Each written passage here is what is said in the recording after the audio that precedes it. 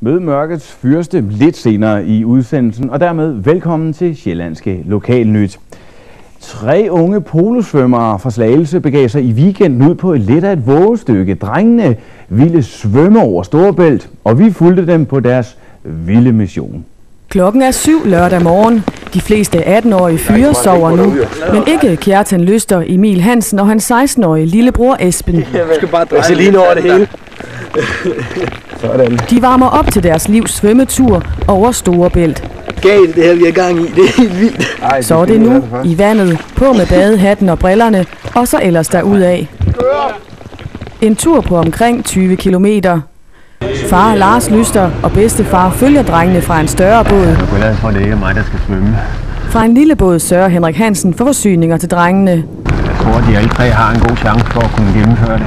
Men sådan skal det ikke gå. Der er en del flere bøger, end vi sådan havde håbet på. Og så skal vi have tilladelse til faktisk at sejle på tværs af sejlet. Radiokontakt med VTS. Se, nu er I i fodgængerfeltet, så er det altså bare mere at komme over. Vi ligger lige ved at have passeret Østerranden, altså den store sejlrende under broen. Og hvis de kan klare det på 6 timer. Ja, men de lægger hårdt ud. Ja, det gør de altså. Og måske lidt for hårdt. Desværre er det sådan, at Esben han har kastet op et par gange nu her, og det han har måttet opgive nu her. Det var ærgerligt, Esben. Ja, skidt. Ja. Jeg har ikke noget at gøre med det. Hvad skete der?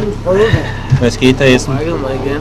Du brækkede dig igen? Ja, det er stadigvæk dårligt. Det blev bare værre og værre. Ja, det tog jeg ikke. Nå. Jeg kunne også sådan mærke det lidt i maven, og så er jeg selvfølgelig også ked af det på Esbens vegne. Esben får det bare værre og værre, og VTS tilbyder at hente ham i land. Han skal være klar. Ja, det er han altså ikke. Han ligger dernede og kaster op i en spand, så der går lige et lille øjeblik. Esben er nu kommet op på dækket, stadig meget dårlig.